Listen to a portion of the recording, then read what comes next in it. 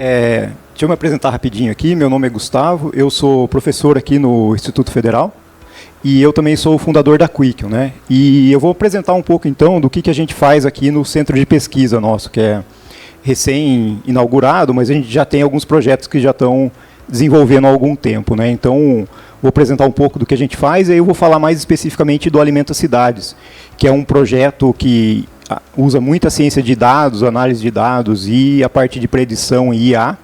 E então cabia interessante mostrar aqui para vocês. E ele está em andamento agora, tá? Então o CEPAD é o centro de pesquisa, né? Foi recém-inaugurado aqui o ano passado. E tem vários professores aqui na área de inteligência artificial, internet das coisas e blockchain também, tá? E a gente tem também um grupo de pesquisa do CNPq, que é o PSI, de Soluções Computacionais Inteligentes. E está tudo lá embarcado aqui no Instituto, que é vizinho aqui do local que a gente está, né? Então, só para falar um pouquinho do centro aqui, né? A gente tem essas áreas que eu comentei de pesquisa aí, né? Principalmente IA aplicada, tá? Então a gente usa bastante coisa de desenvolvimento de software, etc., com aplicações de IA, né? E essa área é recém-inaugurada nossa. A gente tem 12 professores envolvidos atualmente em projetos de pesquisa, são professores do Instituto, daqui de Piracicaba e de outros campos, e também da Exalc, que fazem projetos em parceria com a gente, tá? E a gente tem atualmente já 25 alunos bolsistas atuando em projetos com fomento aí. Um pouquinho do que a gente faz, né, na área de visão computacional é a parte que eu mais gosto de trabalhar, né? Então a gente já desenvolveu um projeto, um software para física, né, que consegue rastrear o movimento para os experimentos de física.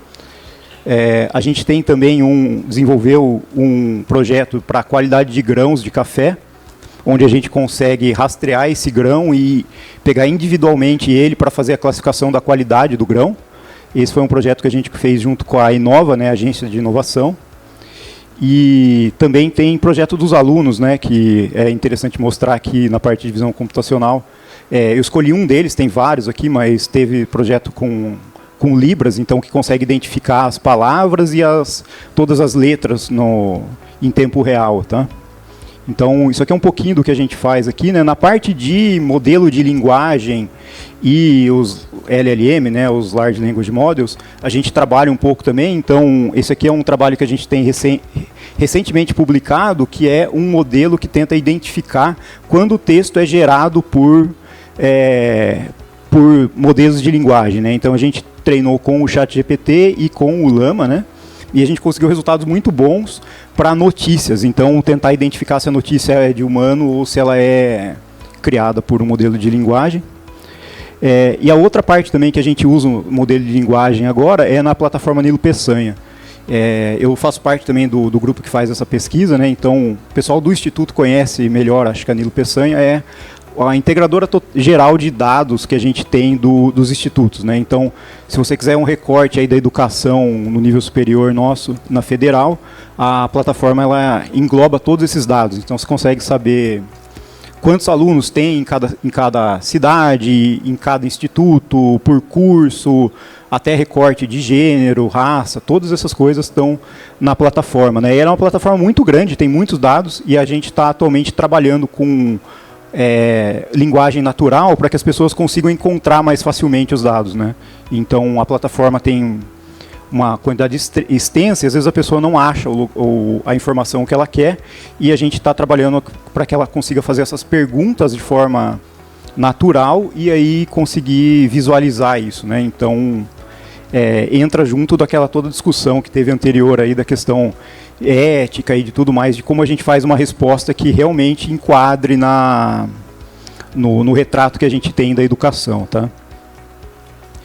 E agora eu vou falar um pouquinho mais desse projeto, né? Tem várias coisas para citar aqui, mas o Alimenta Cidades é um projeto bem legal que a gente está trabalhando, que é junto com o governo federal, com o Ministério do Desenvolvimento Social. Então, Alimenta Cidades já é uma coisa grande do governo, que vem desde 2008, se eu não me engano, e tem uma série de equipamentos, né, que o governo coloca nos locais para resolver o problema de fome e alimentação, tá? Então, é um projeto grande e extenso que tem vários eixos ali. Então, vários equipamentos, por exemplo, cozinha solidária, e uma série de outros, por exemplo, feiras, tudo que está ligado com alimentação natural e que o governo fomenta para melhorar a saúde pública, né? E dentro disso tem a questão dos desertos e dos pântanos alimentares. Então a gente tem locais que têm alimentação, mas a gente não tem uma alimentação de qualidade, alimentos in natura, às vezes são ultraprocessados, né? Então são locais que são considerados pântanos alimentares. E também tem a questão dos desertos, locais onde as pessoas não têm acesso a uma comida boa numa distância curta. Tá? Isso é realmente problemático para as pessoas com menor renda. Então, para quem tem uma renda mais alta, você pode pegar um carro e ir em algum lugar, mas para muitas pessoas a questão dos desertos alimentares é uma coisa muito problemática. E isso também ajuda na questão da estratégia pública de aonde colocar os novos equipamentos, se a gente tem todos esses dados do Brasil de quais são os desertos e os pântanos alimentares. Tá? Então, esse aqui é um pouquinho do nosso projeto, né? É a plataforma Alimenta Cidades, onde a gente integra todos esses dados. Aqui estão um pouquinho do pessoal as pessoas que estão trabalhando nele, e a gente desenvolveu esse painel que agrega, então a gente fez o tratamento, né, de todos esses dados do governo, então a gente tem todos os tipos de equipamento e todas essas informações dos pântanos, e aí a gente consegue fazer uma visualização disso. Eu vou deixar depois a referência, tá? Mas esse painel já está público hoje em dia, você consegue clicar e acessar ele, então você tem um recorte do Brasil inteiro e você consegue filtrar para tirar as informações, né? Então você consegue filtrar por região, por estado, e aí, por exemplo, se você procurar uma cidade específica, no caso, por exemplo, Piracicaba, você consegue visualizar e ter as informações ali da questão alimentar nessa cidade, na região, e visualizar melhor, né? E isso ajuda o poder público a fazer tomada de decisão mais acertada. A gente consegue ver a questão dos saudáveis e dos não saudáveis ali do Brasil inteiro. Então a gente tem informação de todos os municípios e a gente agrega ele nesse painel. A outra coisa que a gente faz também para as cidades prioritárias, são 91 cidades, as maiores cidades do Brasil, onde a gente tem esse recorte dentro da cidade. Então a gente tem uma granularidade maior e a gente consegue visualizar o que está acontecendo na cidade, todos os pontos. Então a gente separou isso por hexágonos, né, são dados do governo, que também vieram em trabalho conjunto com a Exalc, né? A Exalc fez uma boa parte desse trabalho para montar esses dados, e aí a gente tem informações de, em cada um dos quilômetros quadrados da cidade, qual é o nível de pântano e a pobreza daquele local, tá? E a questão da renda por quilômetro quadrado. E aí a gente consegue contrapor isso com os equipamentos, né? Então, essas bolinhas que estão aparecendo ali são os tipos de equipamento. Então, as feiras orgânicas, cozinhas, os bancos de alimento. Então, todos esses tipos de equipamento ficam justapostos ali aos hexágonos, que a gente tem essas informações de renda, de pobreza e também a questão dos pântanos e dos desertos. E a ideia é, então, que com isso a gente consiga tomar uma decisão mais acertada.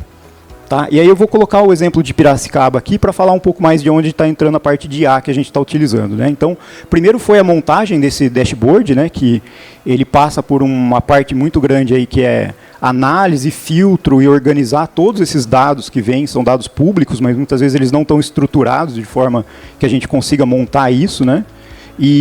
E a gente chegou nessa visualização. Agora, o próximo passo que a gente está dando é conseguir ajudar os gestores na decisão com a seguinte pergunta: aonde eu vou colocar um equipamento público? Então, vamos imaginar que eu tenho Piracicaba aqui, eu vou colocar uma cozinha a mais aqui. Então, a gente tem as informações da renda por quilômetro quadrado de Piracicaba aqui. Então, se eu vou colocar um equipamento novo, e eu já sei os que eu tenho, o objetivo é que ele seja não seja perto de um ou outro, porque não adianta colocar uma cozinha perto de uma outra que já existe. Mas eu quero que ela fique o mais perto possível das pessoas de baixa renda que não estão atendidas pelas que já existem. Então, é um problema de otimização. Tá? E é isso que a gente tem trabalhado aqui. Então, no caso, a gente tem informações de pobreza, informações de baixa renda. Em cada um desses hexágonos, a gente tem um valor. Tá?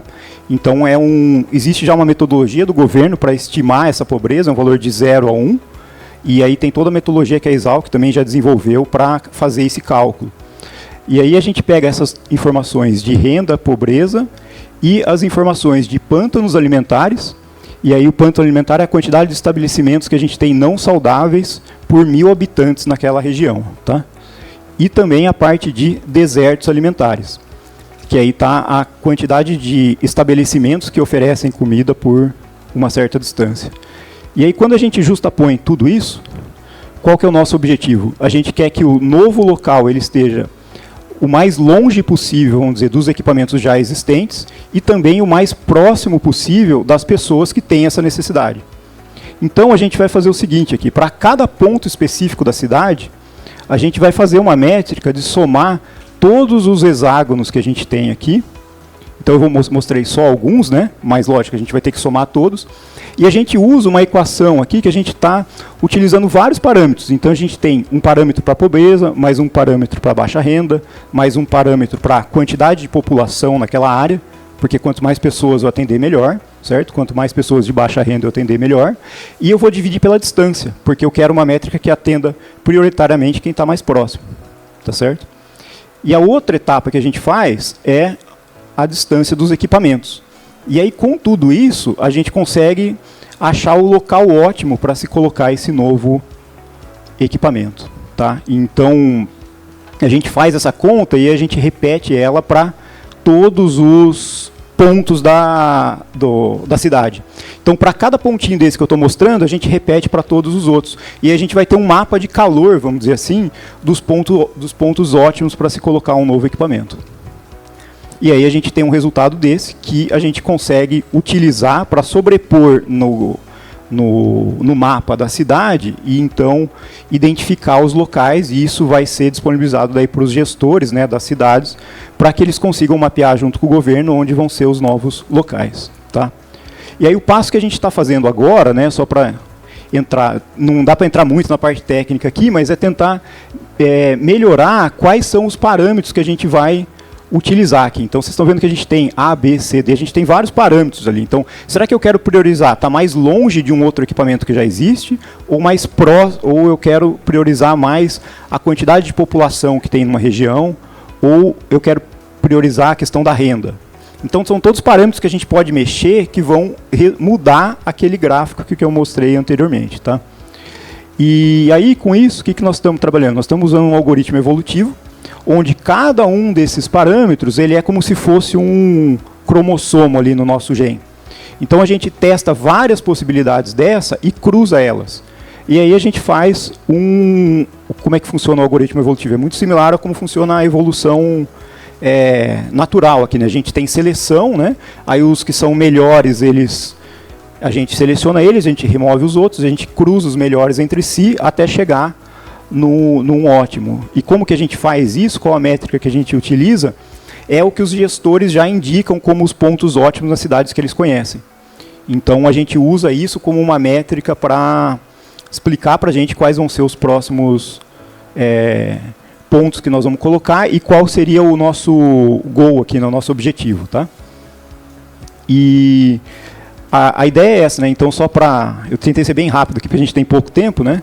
Mas mostrar como a gente consegue trabalhar assim, com os dados, né? Porque os dados puros, a gente tem muito dado, mas aí o que ele quer dizer, né? Então, a gente precisa fazer todo esse tratamento para que esse dado ele vire informação, conhecimento, e aí isso ajude a gente, né, a ter sabedoria e fazer tomada de decisões mais acertadas, né? Então, esse é um exemplo de trabalho que a gente está fazendo aqui no CEPAD, né, um grupo grande, não sou só eu, né, tem várias pessoas que estão participando, a gente tem professores, tem alunos, e tem a equipe também da Exalc que montou esses dados para a gente, né, e o pessoal do governo federal que conversa diretamente com a gente para desenvolver isso daí.